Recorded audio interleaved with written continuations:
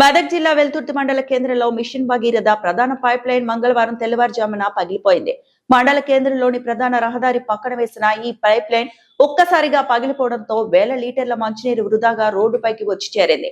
దీంతో వెల్దుర్తి పట్టణంలో నీటి సరఫరా నిలిచిపోయింది. నాణ్యతపై అనుమానాలు. ఇదే ప్రాంతంలో 2 సార్లు పైప్ లైన్ పగిలిందని, ప్రతిసారి తూతూ మంత్రంగా మరమ్మతులు చేసి చేతులు దులుపుకుంటున్నారని స్థానిక యువకులు ఆరోపిస్తున్నారు. కాంట్రాక్టర్లు నాసిరకం పైపులు వాడటం, సరైన లోతులో పైపులు వేయకపోవడం, అధికారుల పర్యవేక్షణ కొరవడమే ఇందుకు కారణమని విమర్శలు వస్తున్నాయి. డిమాండ్ ఇప్పటికైనా జిల్లా ఉన్నతాధికారులు స్పందించి పైప్ లైన్లు పగిలిన చోట మరమ్మతులు చేయించాలని, నాణ్యమైన పైపులను మార్చాలని, నిర్లక్ష్యంగా వ్యవహరిస్తే సిబ్బందిపై చర్యలు తీసుకోవాలని డిమాండ్ చేస్తున్నారు. లేని పక్షంలో ఆందోళన చేపడతామని గ్రామస్తులు హెచ్చరిస్తున్నారు.